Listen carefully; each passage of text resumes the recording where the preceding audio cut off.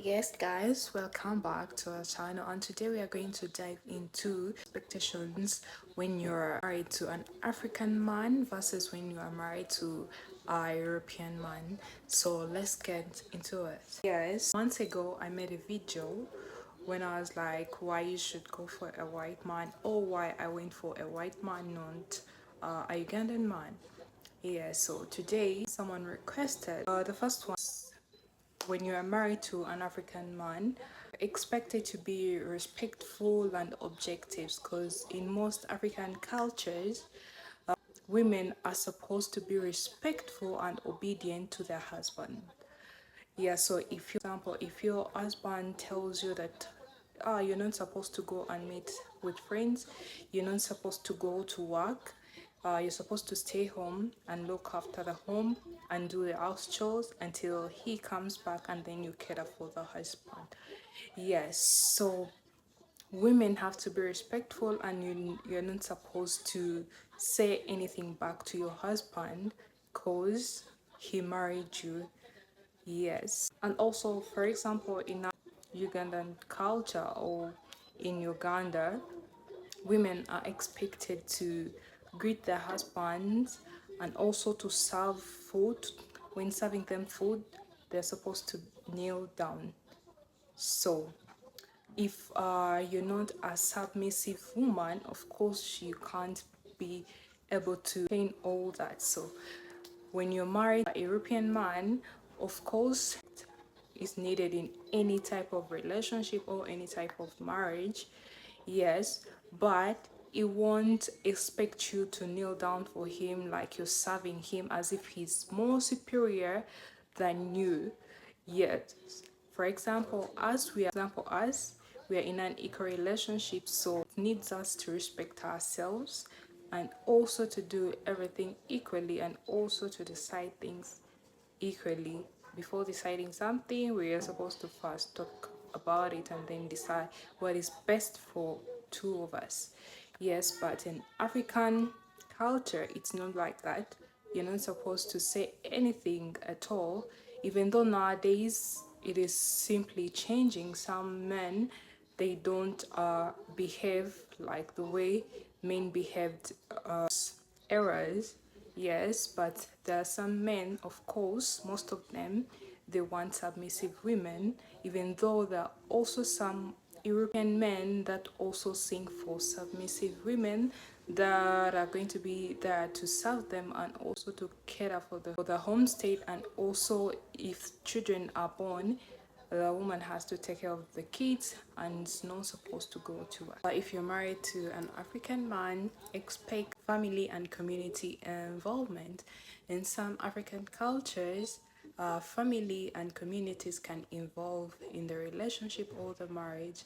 Yes, and sometimes the family members can come to live with their son so that they can be able to supervise to see if the woman their son married qualifies to be with their son, whether she knows how to do house chores, and whether she treats their son so well. So here in Uganda, it's common.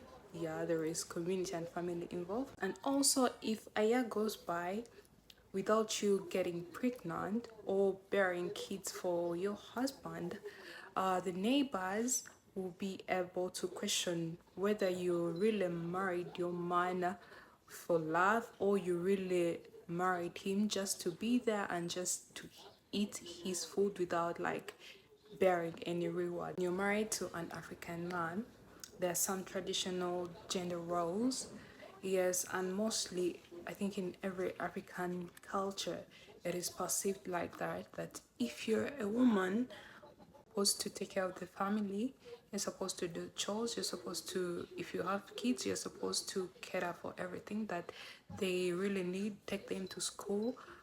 Yes, while the man, his only duty is just to look for money that is going to care for the family, that is going to take the kids to the hospital and buy like the essentials.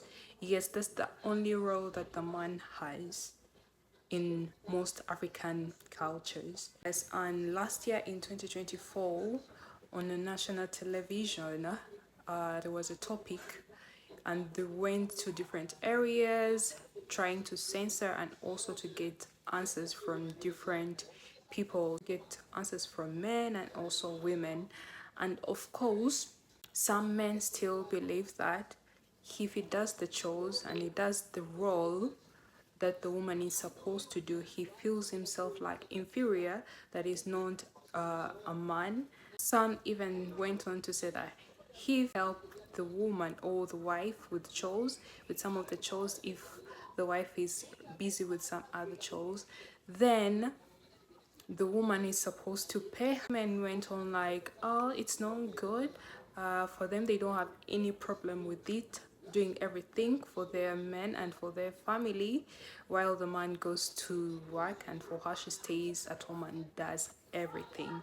Of course, even up to now, people are still living like that. So I think with time, over a decade, maybe it will change, but some don't perceive it like that. And Ministry of Gender, that women, men are supposed to pay women monthly because they do lots of stuff, they do lots of chores, and some women go to work and they do everything and cater for the kids. Yes, so the man is supposed to pay her some amount, and if the man is not able to pay her that amount, then he has to help with the chores. But let's see where it will go. One, men are expected to be the breadwinners for the family, and yes, it is even up to now, even though some ladies are changing to be the breadwinners, cause the of their kids are not present in their kids' lives. So the women step in together for the family. Yes, but most men are still the breadwinners for the family, cause is expected like that from the people or the community. It's like a culture norm that men are supposed to take care for the family. The fifth one is the cultural heritage. Men expect their wives to respect their cultural heritage if they do not come from the same cultural heritage. So for example, if someone comes from Western Uganda, North Central Uganda, of course the cultural heritage is a bit different, because every culture has different cultural expectation, needs and wants. So of course, if the man is from Western Uganda, of course the lady has to learn the language and also learn how to cook the type of food which people from the West usually enjoy. The family of the man come to their house. Of course, she has to cater for them. She has to cook whatever they want, and she's not supposed to say anything back if they tell her she's supposed to do this and that, cause she's a wife. That is expected of you when you are in marriage with an African man. And the two, I did the comparison of being married to an African man versus being married to an European man. So I'm going to say the other three that I didn't mention when you are in marriage with a European man. Yes, so the third one, European men tend to value communication and emotional support. No, emotional support is important in an healthy relationship, where you have to, both of you have to emphasize active listening. If your partner is going through a different phase, or he or she is experiencing something so difficult, and maybe you did something that is not that good, maybe you stepped out of the boundaries or you crossed the boundaries, of course, if one of you feels like someone crossed the boundaries, then one communicates it out and you speak your true thoughts, what you really think. Of course, it helps to resolve the issue so that the other person is aware of what you do not like or what you do like, and the next time that person that did something wrong won't be able to do it again, because he or she is going to be able to respect the boundaries and also to listen and be able to offer some assurance. The fourth one is personal freedom. European men tend to emphasize personal freedom in order whatever you want to do in your personal free time, and he won't be able to be on you while you're not doing something for him, or why you have not done some certain stuff or some certain shows, or you have not attended to him as it is with the African man.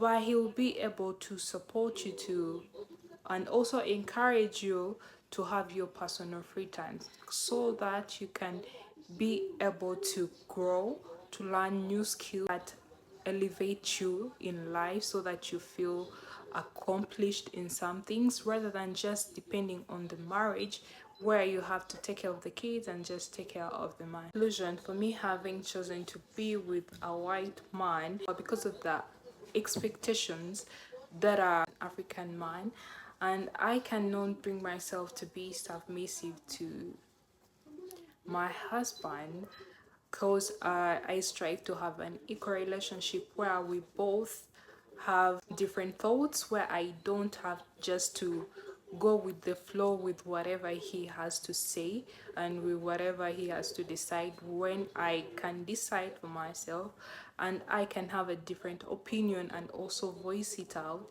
and also not feel like I'm inferior to him or he's superior to me, or is inferior to me. Also, recall every marriage is unique. For me, what I perceive in life may be different from what other women perceive in life. Yes, because everybody has different tastes. Of course, there's still so many submissive women, because there are also lots of dominant men out there. So it is up to everyone whatever they decide to do in life. So if you've not yet subscribed, don't forget to subscribe so that you become part of our family. And if you're a returning subscriber, thanks for always watching. We love you. Bye bye. Ciao ciao.